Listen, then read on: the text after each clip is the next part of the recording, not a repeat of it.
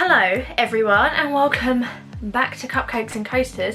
It's another sit down video, obviously, because coronavirus is still ruining our lives and means we can't go to the old theme parks that we love so much. So because of that, I mean, usually I do vlogs, you know that's usually what's on my channel, but I have been partial to the odd sit down video every now and then, but this channel is becoming heavily skewed towards that, and I mean, I apologise if that's not really your thing, but hey, keeps me distracted, gives me something to do, and hopefully it gives you something to watch and enjoy. So it's a little bit of a win-win situation there if you ask me. So in today's video, what I wanted to talk about was the pros and cons of being a theme park enthusiast.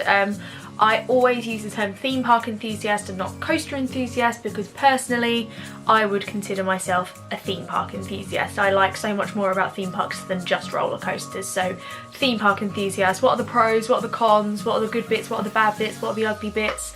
That's what I'm going to be getting stuck into today. Just a bit of a disclaimer, I'm sorry if the editing on this video is a little bit choppy because my neighbour has decided to do loads of DIY, so there's DIY noise, and sing really loudly to the radio. So if I have to kind of cut around that, if he starts warbling on to, he woke me up this morning yelling to Mr. Brightside, so that's how my day is going so far.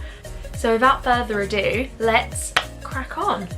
So the first pro of being a theme park enthusiast is all the people that I've been able to meet through the hobby, and obviously some that I'm really lucky to call some of my closest friends. I don't know if anyone else experienced this, but at school, like obviously I had friends at school and there's people I still chat to now. I had friends at school, friends at university, some of them are still very close to me, but I never really found anyone who was truly on my wavelength. And it wasn't really until I kind of got onto the internet that I really kind of found my people. I always find the school thing's a little bit weird. It's kind of like this is the select pool of people that you are allowed to choose your friendship group from, and if you don't find the people you like within that group, well then you're pretty much fucked, because as an adult it's very hard to make those friendships and build those bonds outside of kind of if you got a new job, or if you kind of move to a new location or have kids and go to kind of baby groups and stuff like that. It's really hard as an adult to find that kind of social group, but the theme park community has given that to me time and time again. It's kind of interesting. I spoke about a lot in my kind of my journey as a theme park enthusiast video, how I started off on the forums, and that's true, I did start off on the forums and I made a lot of friends through Coaster Force, and those remain close to me to this day. But then I also kind of, in recent years, I'd say in the past 3, maybe 4 years, I kind of stepped outside of that kind of forum bubble and out into the wide realm of social media, with my page on Facebook and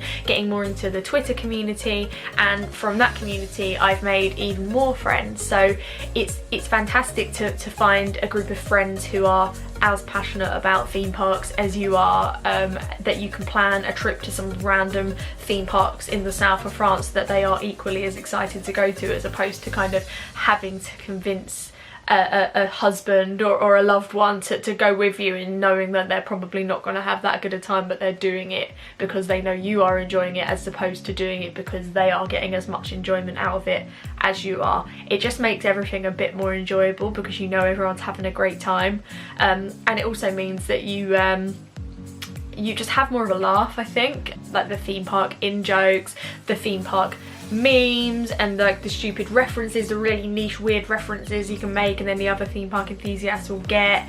It's such a great thing to be able to kind of use the hobby as a springboard to dive into so many kind of meaningful friendships. I mean, personally, as I said, this is me speaking from my personal experience, I've been very lucky on that front, and I've got a really great group of theme park nerd friends, shall we say.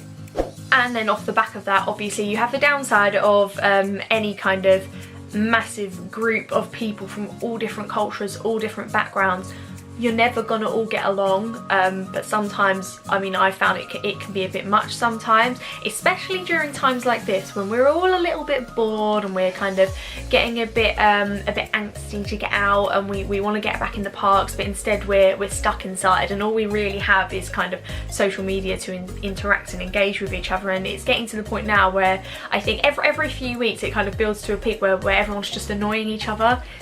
And everyone's arguing, and everyone's, well, she said this about me and he said this about me, and oh my god, I can't believe you said that, you're so nasty, and man. And there's nothing really meant by it, but I do think it comes out of boredom. But there is a toxic side to the community, unfortunately, and I think we all do a really good job of kind of steering clear of that thing. Being adults, most of us, we know how to deal with that kind of thing and steer away from it. But you do have to remember there are younger members of the community who maybe aren't as kind of quick to step back and say, I don't want to be part of this. But I've kind of said to my mates, this is almost like an extended closed season, because obviously when all this kicked in and when lockdown kicked in, we were just about to open the parks proper and dive into the 2020 season, and obviously that couldn't happen. And I've always experienced towards the end of the closed season, like right around like February, like, is when it reaches its peak. Everyone starts winding each other up, everyone starts getting on each other's nerves on social media, and it's just about to break out into a huge argument, and then the park's open and we're distracted again, so it never quite happens. But this time round, obviously we haven't had that relief, so everyone's a little bit more highly strung this season, which is totally forgivable. But yeah, that is one of the downsides of being a theme park enthusiast. Sometimes it feels like you can't really have an opinion without someone having a go at you or getting offended or whatever. It's just, I mean, it's a result of having that kind of echo chamber of social media, isn't it? And not being able to say your words with your facial expressions and how you mean them to come across. It's very easy to misconstrue what people are saying, even if you do add loads of like laughy face emojis at the end of what you're saying to highlight that it's a joke. It just depends on who's reading it. I know personally, I've read things loads of times and thought, is this person being a dick, or am I being a dick for not realising that they're not being a dick? And you kind of have to give yourself a bit of a step back and a moment to process what this person's saying. And I found the mute button on Twitter is very good for that as well. If I'm like, this person's being an arse, I usually just mute and carry on with my life, and it's much better for it, might I add. Another huge pro of being a theme park enthusiast, obviously, is the travel. My friend Joey tweeted the other day, hold on, let me get the tweet up, because he worded it perfectly, and I was like, yes, this is absolutely how I feel. He said, "Coasters take me to places I wouldn't otherwise bother going to, and they are rarely the highlight of the visit, to be honest. They've just become a reason to go to weird places." And that is so true. Like, obviously when you go on like a European park trip, you are excited to go to the big parks, to the Phantasialands and the Europa parks and the Eftelings. But if you have time to go to those smaller parks in between to seek out a weird and wonderful coaster you want to go on, 9 times out of 10 you'll discover something that you had no idea was there, and you end up having an absolute laugh at it. Like, I remember me and Connor a few years ago went to a couple of the French like kind of Normandy parks into the 1066 it's called Festiland and Parc du Bocas, and the reason I went there was because I wanted the creds, I needed the creds, I had to have the creds. But when we went to like Parc du Bocas, for example, had this mad dark ride, and I can't remember if I've talked about it on video before, but they had this insane dark ride where you were inside a beehive. I would love to know how many of this bee animatronic they have. They must have thousands, but it was like, they weren't all different. It was like the same animatronic over and over and over and over again, and it was like something out of a nightmare. And all you heard was this kind of low sound of the soundtrack of the ride, and then the air pistons of the animatronics moving, and it was horrifying but hilarious. And it's like, I never would have gone on that if it weren't for being a theme park enthusiast. I never would have gone to those places. And then alongside going to those parks, we went to Mont Saint Michel, which, I mean, if you're ever in the area of France, please go. It's literally like going into Lord of the Rings. It's insane that something like that exists in the world. We went to Monet's garden just to kind of buffer the trip out around what we'd planned to do around the theme parks. So it really does take you to places that you never would go. But then also on top of that, it takes you to places that you probably would have gone to, especially when I think of like America and stuff. It's all cities that I probably would have gone to, but like they're not like obvious holiday places to go.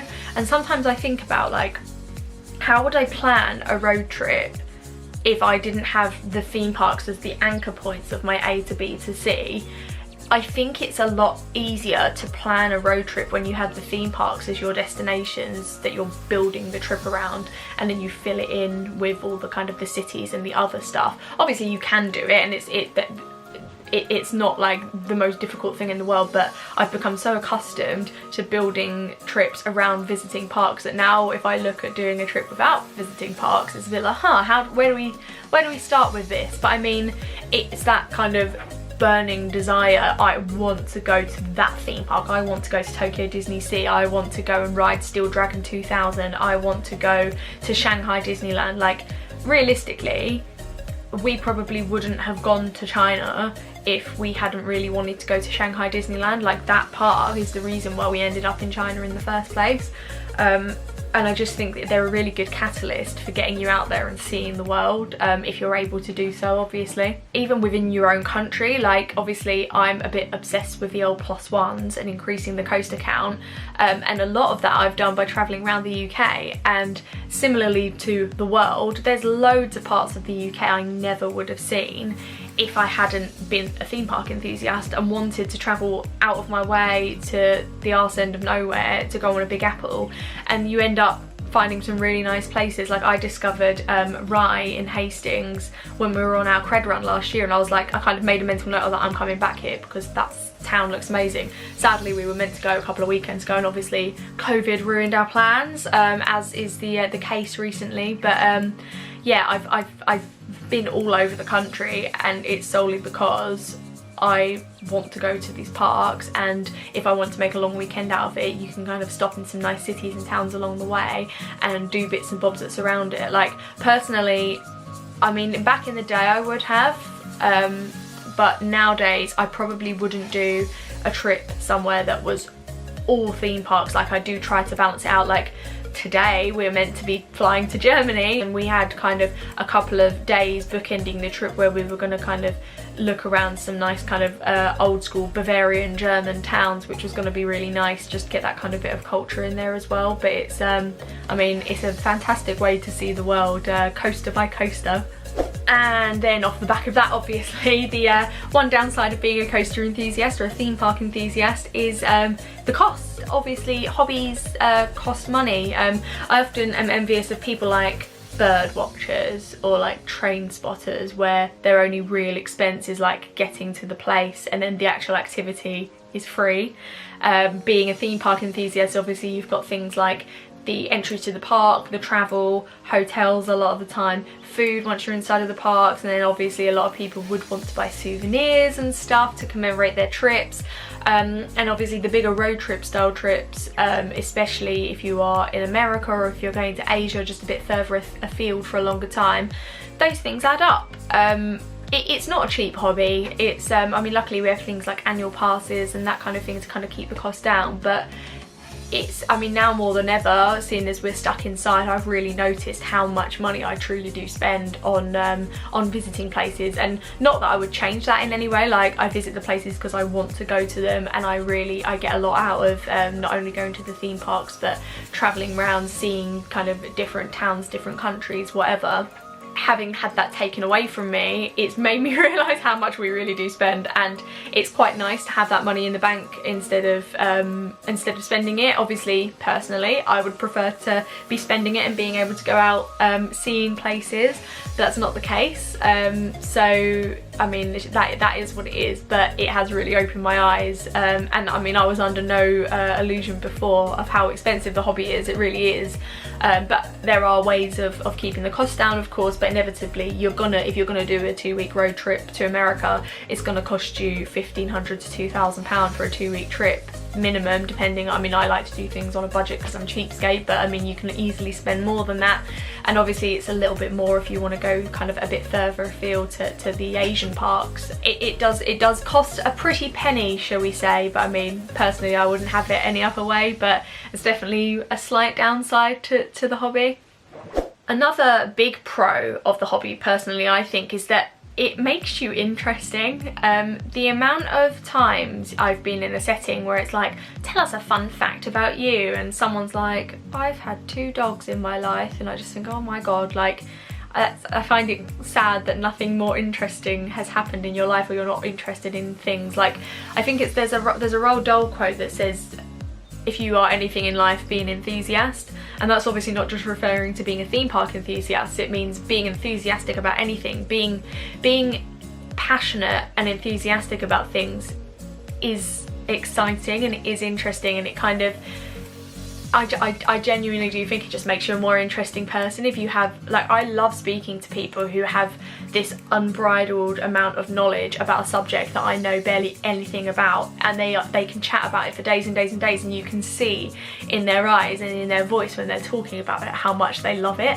And I find it so interesting, the things that people are interested in, and how they can kind of go down a rabbit hole of these kind of weird facts and figures and stories you didn't know about this one specific subject. And it's crazy how much knowledge there is to know about one subject. I mean, I love to always expand my knowledge about theme parks. I've got tons of theme park books. Obviously I read the forums and I watch the YouTube channels. I recently discovered Review Time on YouTube, and they've got so many videos about theme park stuff that I had no idea existed. Like, I was watching one the other day about a Universal planned for Europe. I think it was planned for Germany, kind of quite close to Movie Park Germany. But I watched it and I was like, how did I not know this? Like, it's crazy to me that this specific niche interest has such an expansive vat of knowledge for us to tap into, that even after 15 years of hardcore, like, every single day I will go on the internet and read something about theme parks or do something involved with theme parks, and there is still things that I have no idea about. There's tons and tons of stuff that I have no idea about when it comes to theme parks, and that's kind of, it's so exciting to me to know that there's always more that I can learn about and be interested in. And I just think it makes for, like, obviously it can get a bit weird if you start talking to some random who doesn't care anything about theme parks and start telling them about the history of the secret weapons at Alton Towers, for example. They're probably not going to care. But I think in terms of building your character as a person, it certainly can't help to have hobbies and things you're enthusiastic about. A strange con for me about being a theme park enthusiast that I've noticed in the last few years is not being able to go to theme parks without that, like, nerd lens. Like, it's, as much as I try, like, especially if I go to a theme park with Connor, because Connor's not as into parks as I am, we're still not like Joe Public visiting the park, do you know what I mean? Like, there's still an element of, well, I know the manufacturer of that roller coaster, and I know that that symbol means that, and I know that that ride up doing that is because of this reason.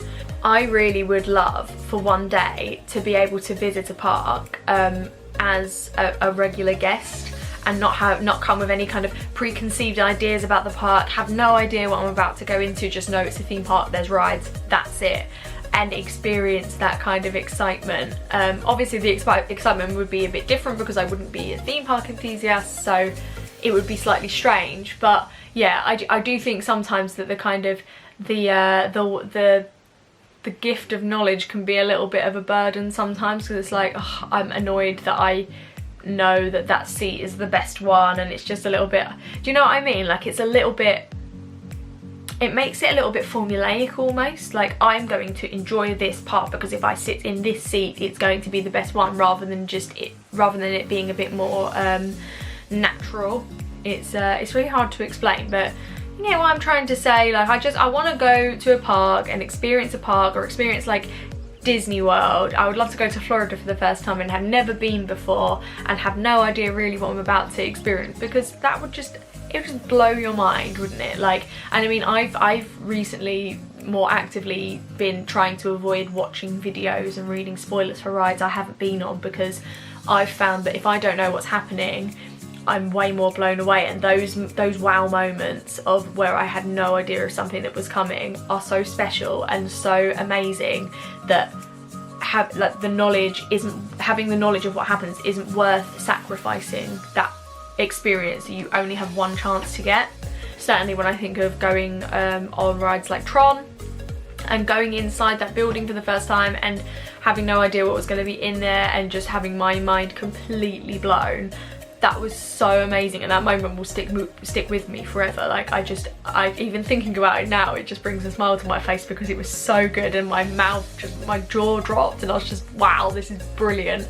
I do think it would be nice to be able to go to parks without understanding the kind of the whats and the whys behind everything.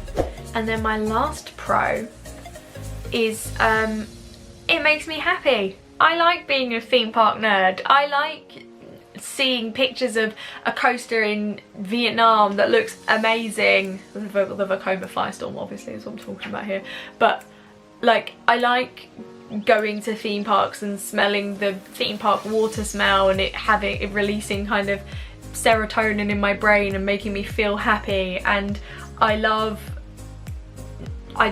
just love theme parks. Did you know that I love theme parks? It's kind of, I feel like we're aware of this by now.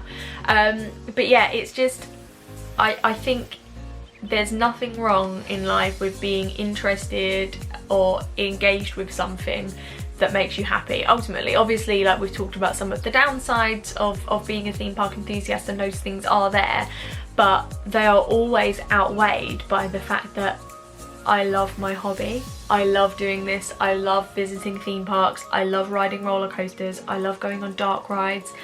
I love meeting up with my friends and chatting about parks. I love everything around it. I love, and obviously I wouldn't do this if I didn't enjoy it.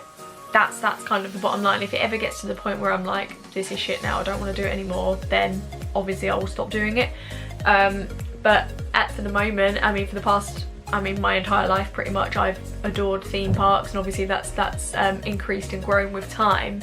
But I can't foresee a time anytime soon where I'm gonna stop doing this, because I love it. So why would I stop? I think I mentioned this in one of my other videos. My mum said to me once, when are you gonna grow out of this? And I felt like going, well, it makes me happy, so why would I ever stop? Like, oh yeah, let me just stop doing the thing that I enjoy. Like, it's just baffling to me that anyone would ever suggest not doing it, because, I don't know, because what? Society thinks you're a weirdo. I mean, hello, yeah, I am what I am. And ultimately, if it makes you happy too, then fucking great. The more happiness there is in the world, then obviously the better, especially at times like this. Can you tell I'm feeling a bit like today about everything? I was meant to be flying to Germany tonight, and it's just, I feel a bit emotional. You know what I mean? Like, oh, I would have been going to get creds and seeing my friends and going to hotels, and oh, it's so sad. But yeah, ultimately, it makes me happy. I enjoy doing it. It brings a smile to my face. I like being in theme parks. It brings me joy. So yeah, that is my list of pros and cons of being a theme park enthusiast. Let me know if you agree with any of the points. Let me know if you have a pro or a con that I didn't mention that comes to mind when you think about being a theme park enthusiast. As always, thank you so much for watching me ramble on about nonsense. Like I said, it gives me something to do in these dark and unprecedented times. But yes, I very much hope you enjoyed the video. Like, subscribe, share, comment, all that good stuff, and I will see you next time, guys. Bye.